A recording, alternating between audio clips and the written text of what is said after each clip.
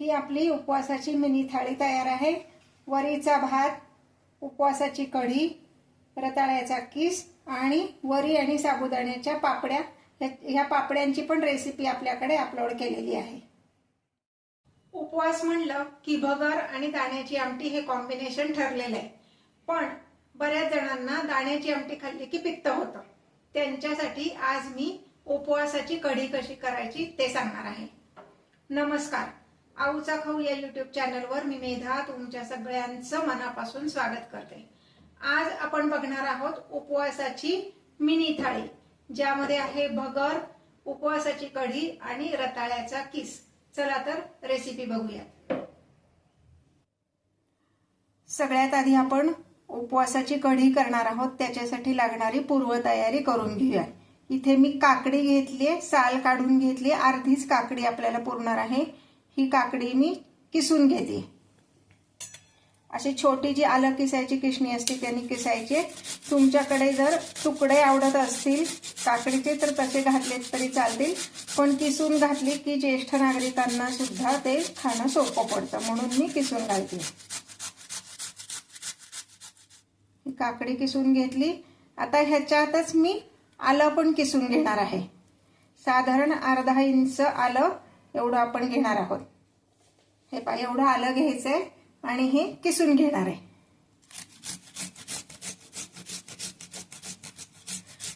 कढी करताना नेहमी आलं वापरावं, म्हणजे मग काही लोकांना ताक प्यायल्यावर किंवा कढी प्यायल्यावर कफ झाल्यासारखं वाटतं, तसं होत नाही।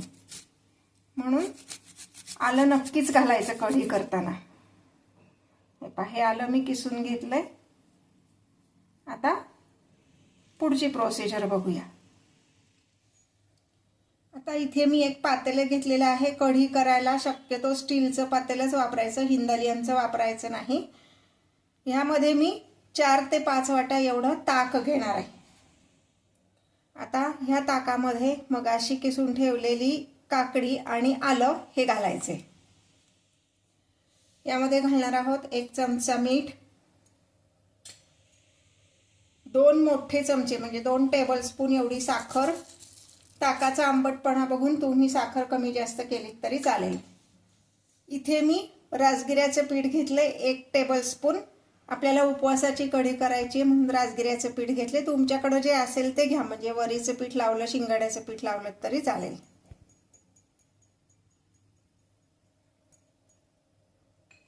हे व्यवस्थित मिक्स करून घ्यायचे। या पद्धतीने सगळं पीठ आपण मिक्स करून घेतलंय, कुठेही पिठाच्या गुठळ्या नाहीयेत। आता आपण पुढची प्रोसिजर बघूया। ह्याला आपण फोडणी देणार आहोत।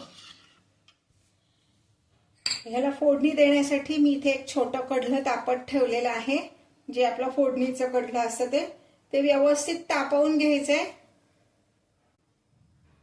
आणि ते कढलं तापलं की गॅस बंद करायचा आणि मग त्यामध्ये 1 मोठा चमचा एवढा तूप घालायचे।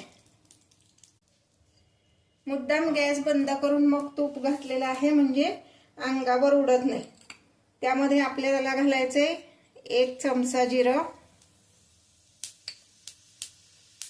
आणि 2 मिरच्यांचे तुकडे।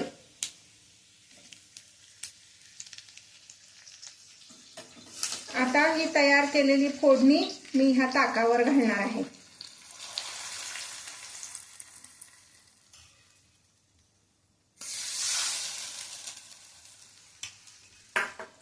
आता ही आपली कढी उकळायला ठेवायची आपल्याला। इथे गॅसची फ्लेम मीडियम ठेवायची आणि सतत असं हलवत आपण ह्या कढीला उकळी आणायची। यामध्ये कोथिंबीर घालणार आहे। तुम्ही जिरे आणि कोथिंबीर खात नसाल उपवासाला तर ते स्किप केलं तरी चालेल। सतत हलवायची एवढ्यासाठी की आपण जे पीठ लावलेलं असतं ते पीठ जर खाली बसलं तर करपू शकतं आणि तो वास सगळा कढीला लागतो। म्हणून सतत हलवत आपण ही कढी उकळून घेणार आहोत।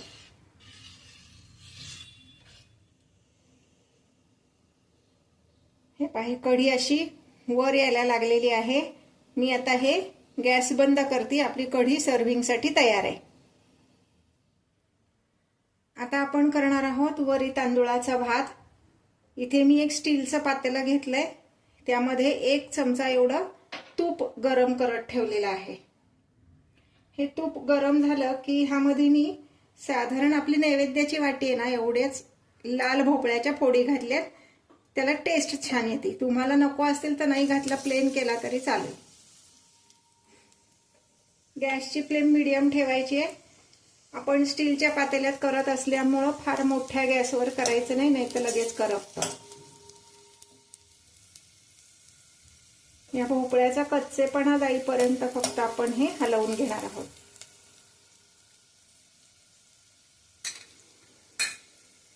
आता इथे मी 1 भांडभर वरी तांदूळ घेतलेत. एक छोटीशी टीप सांगते.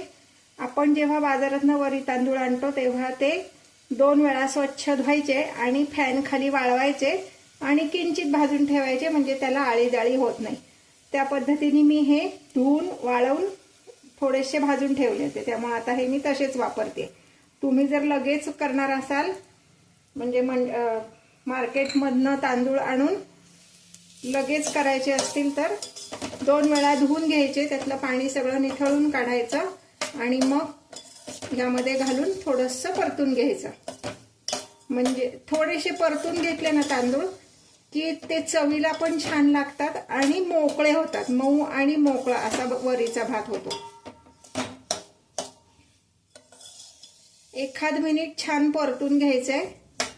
तोपर्यंत मी गॅसवर दुसरीकडे पाणी उकळत ठेवलेलं आहे. ज्या भांड्यानी वरी तांदूळ मोजून घेतले त्याच भांड्यानी 2 भांडी एवढं पाणी मी उकळत ठेवले. दुप्पट पाणी घातलं तर वरीचा भात हा मऊ आणि मोकळा होतो. तुम्हाला थोडासा असट भात हवा असेल तर 2.5 ते 3 भांडी पाणी घातलं तरी चालेल, तुमच्या आवडीनुसार. हे आता हे छान भाजून झालंय. ह्यामध्ये मी घालते उकळलेलं पाणी.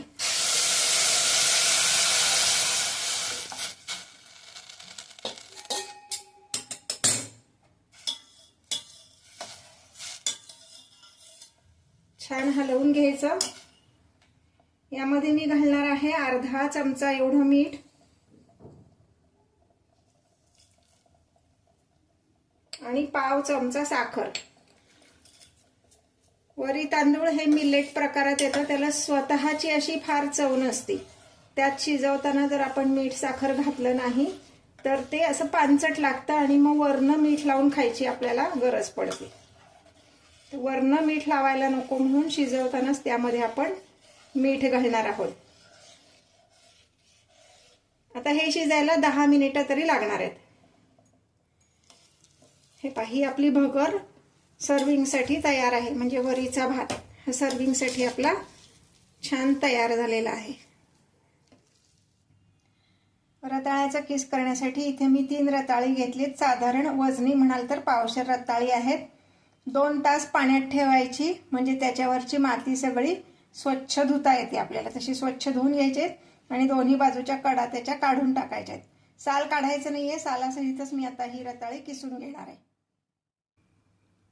हे रताळ किसल्यानंतर हे असं दिसतं. ह्यात स्टार्च जास्ती आहे म्हणून मी हे 2 वेळा परत दुसऱ्या पाण्याने धुवून घेणार आहे. इथे गॅसवर मी एक कढई तापत ठेवली. त्यात 2 टेबलस्पून एवढं साजूक तूप घ्यायचंय. त्यामध्ये घालणार आहोत 2 मिरच्या. मिरच्यांचं प्रमाण तुम्हाला हवं तसं तुम्ही कमी जास्त करू शकता, कसं तिखट हवं त्यानुसार.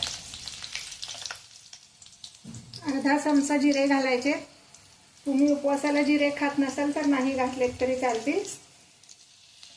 मिरचीचा रंग बदलला की त्यामध्ये मी घालणार आहे हे किसलेली रताळे जे आहेत. आपण 2 वेळा तो किस धुवून घेतलाय, तो आता ह्यात घालणार आहे.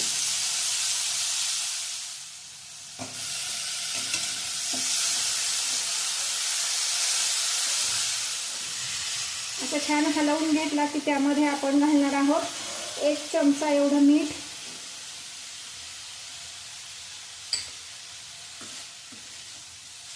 आणि अगदी पाव चमचा एवढी साखर घालायची। काही काही वेळेस काय होतं, रताळा थोडंसं तुरट किंवा मारपट लागतं, ती टेस्ट बॅलन्स होण्यासाठी त्यात थोडीशी साखर घालायची।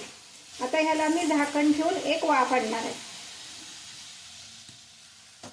हे पहा, एक वाफ आणल्यानंतर हा रताळ्याचा किस छान शिजलेला आहे। आता ह्यामध्ये आपण घालणार आहोत 2 टेबलस्पून एवढा दाण्याचा कूट। दाण्याचा कूट घातल्यानंतर पण एकदा छान मिक्स करून घ्यायचे। यावर घालणार आहोत कोथिंबीर। तुम्ही उपवासाला कोथिंबीर खात नसाल तर नाही घातली तरी चालेल। हा आपला रताळ्याचा किस सर्विंगसाठी तयार आहे। मी आता गॅस बंद करते।